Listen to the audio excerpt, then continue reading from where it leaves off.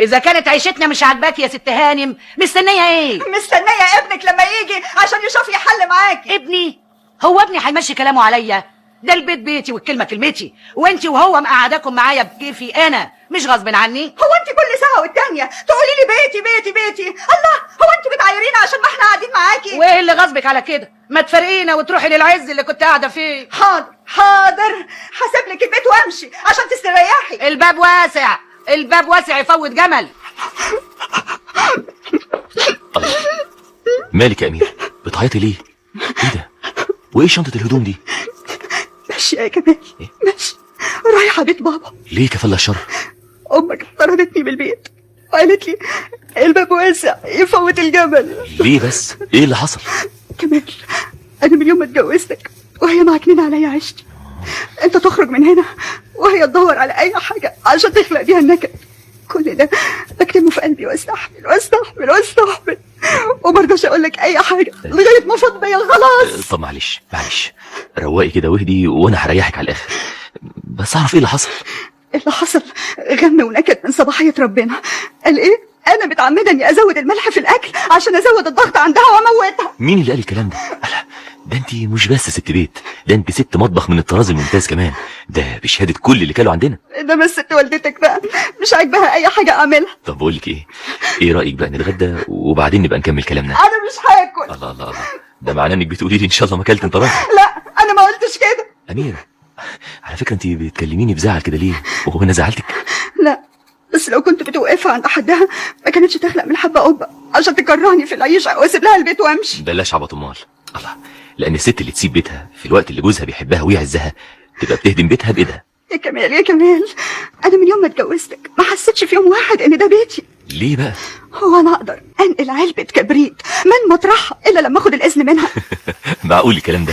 مش شقتها واحنا قاعدين معاها زي الاغراب. يا شيخه اغراب ايه وبتاع ايه؟ شوف يا كمال، انت صحيح بتحبني وبتعزني، انا ما انكرش وما اتمناش لحظه واحده اني افارقك، انما اذا كانت عيشتي مع والدتك كلها نكد في نكد مش باين له اخر يبقى انا بقى اللي لازم اخرج من البيت، لاني ما اقدرش اقول لك خليها هي اللي تسيب البيت لانها والدتك والضفر ما يطلعش من اللحم. يا حبيبتي اميره، عارفه الكلمه دي خلتك في نظري كبير قوي واثبتت لي بصحيح انك بنت اصل. الام ام يا كمال. طيب دقيقه واحده حبيبتي لما اشوف هي كمان هتقول ايه.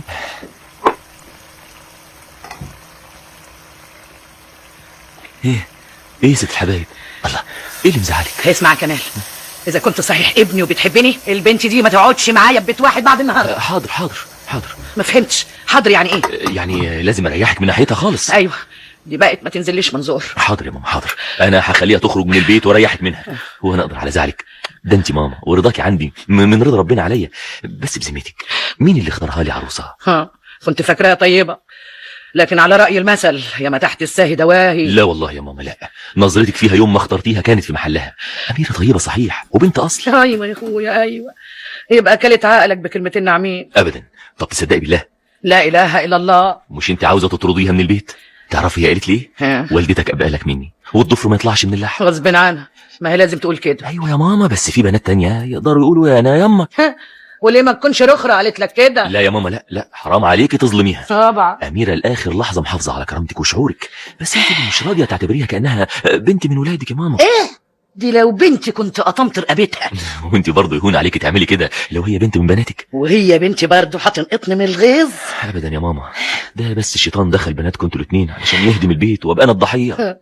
لا شيطان ولا حاجه، العدل من يومه والاعوج اعوج من يومه. عن اذنك يا ماما. أميرة، ممكن تعتبريها زي أمك بدل مامتك الله يرحمها.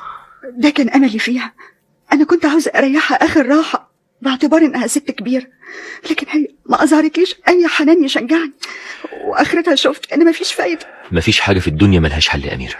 الظاهر بقى إن الحما بتعتبر مرات ابنها شغالة اشتريتها لابنها عشان تخدمها. لا لا لا، الحما اللي تفهم كده تبقى غلطانة جدا. وما عجبتهاش الشغالة دي تطردها وتشوف شغالة تانية. أمال خراب البيوت بيجي منين؟ أيوة بس ما تنسيش يا أميرة إن هي اللي اختارتك. وماله، اختارت شغالة ليها ولابنها. الله، هي ادتني أي فرصة إني أتصرف في البيت، أي تصرف. لا يا كمال لا، أنا ماليش أي حرية في عيشتنا دي أبدا. طب أنت عندك حل يا أميرة؟ أقول يعني أروح أقعد مع بابا في شقته واذا حبيت انك تيجي معايا البيت واسع وهو قاعد فيه لوحده. بس ده كلام معقول يعني؟ معقول اسيب امي وتقعد لوحدها وهي زي ما انت عارفه صاحبة عيا؟ مش معقول، لا لا، ما تسيبهاش، هنا شويه وهناك شويه لغايه ما النفوس تستريح. اهلا يا اميره. ازيك يا بابا؟ وازاي صحتك؟ عال الحمد لله. ايه الشنطه اللي معاكي دي؟ لا دي فيها هدومي، جايه اقعد معاك يومين عشان حضرتك بتوحشني قوي.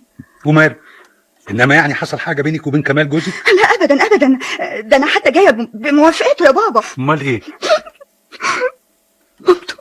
مامته صعبه قوي يا بابا، مش طايقاني في البيت. انت اللطيفه الرقيقه مش طايقاكي في البيت؟ ايوه يا بابا. اتفقت مع كمال اني اجي اقعد معاك يومين اريح فيهم اعصابي. يعني هو مش زعلان؟ لا ابدا ابدا، ده كمان كل يوم هيجينا هنا وهو راجع من الشغل. خلاص، اوضه النوم بتاعتك موجوده زي ما هي. شوفي يا امير. ايوه يا بابا. الانسان لما بيكبر في السن بيبقى زي الاطفال، كلمه تزعله وكلمه تبسطه. والله يا بابا والله انا ما قلتلهاش اي كلمه تزعلها غير كلمه انت بتعايرينا عشان قاعدين معاكي، علشان توهمت انك بتنزعي سلطتها من اداره البيت. بالعكس، ده انا حبيت اريحها من شغل البيت، لكن هي كانت رافضه اي تصرف مني لدرجه اني بقيت خايفه اعمل اي حاجه لا تزعل وتصور. للدرجه دي؟ ايوه يا بابا، دي حتى السنه اللي قضيتها معاها كنت حاسه اني ضيفه غريبه في البيت. وايه راي كمال في الموضوع ده؟ يعني انا ما انكرش ان كمال بيحبني قوي وبيعزني، هو ده المهم. وبرضه مش عاوز يزعل والدته، وتملي يقول لي دي ست كبيره وصاحبه عيا. المفروض انه يبقى حكم عدل بينكم. عن اذنك يا بابا، الباب اتفضل. يمكن يكون كمال. كمال، اهلا يا كمال. ازيك يا امير؟ الحمد لله الحمد لله. ازيك يا عمي؟ اهلا اهلا. احنا لسه كنا بنتكلم في سيرتك. بالطيب طبعا. وهي دي فيها شك؟ كمال، احضر لك الغدا؟ لا انا اتغديت هناك مع ماما. طيب. وماله يا ابني؟ تشرب معايا قهوه بقى؟ يا ريت، من زمان ما شربتش القهوه مع حضرتك، وتبقى من ايدين اميره. حاضر حاضر. ازيك يا كمال؟ الله يسلمك يا عمي. يعني لو ما كانتش اميره ما كانش الواحد شافك. والله يا عمي برجع من الشغل مرهق وما بخرجش خالص من البيت، لان ساعات ماما بتتعب فلازم اكون جنبها. ضروري يا ابني، هي الام تتعوض. وعلى فكره ازاي صحتها اليومين دول؟ اهو يعني يوم كويسه ويوم تتعب قوي، والضغط والسكر لما بيزيدوا حضرتك عارف بيبقى لهم مضاعفات شديده شويه. المساله عاوزه تنظيم شويه في مساله الاكل. من ناحيه دي ماما ما بيهمهاش، تقول اكل اللي نفسي فيه، الانسان حكيم نفسه. هو الانسان هيموت ناقص عمر؟ برضه الاحتياط واجب. وجي موضوع اميره زعلني لما سابت البيت. بس هي قالت لي انك موافق على انها تيجي تقعد هنا يومين. ايوه يا عمي انا صحيح وافقت، لكن بصراحه مش عارف اعيش من غيرها. فعلا هي قالت لي انك بتحبها وتعزها جدا. لانها الحقيقه ما عندهاش اي غلط، يعني المساله كلها سوء فهم بينها وبين ماما. على اداره البيت. بالظبط كده يا عمي. عارفه يا اميره ايه المشكله اللي عند ماما وعند كل الحموات؟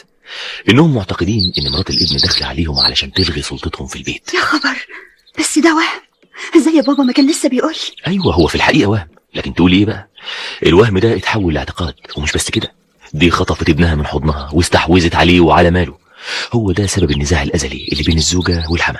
لكن انا ما عنديش اي حاجه من الافكار دي ابدا. انا عارف يا اميره عارف، وكان ممكن انا وانت نتعاون على علاج والدتي من الاعتقاد ده ونشيله من دماغها خالص بدل ما فيش غنى عنها. طيب قولي، انا كان بايدي ايه اقدر اعمله؟ لا كان ممكن تقنعيها انها الست الكبيره اللي تستشيريها في شؤون البيت علشان تشيلي من دماغها فكره انك جيت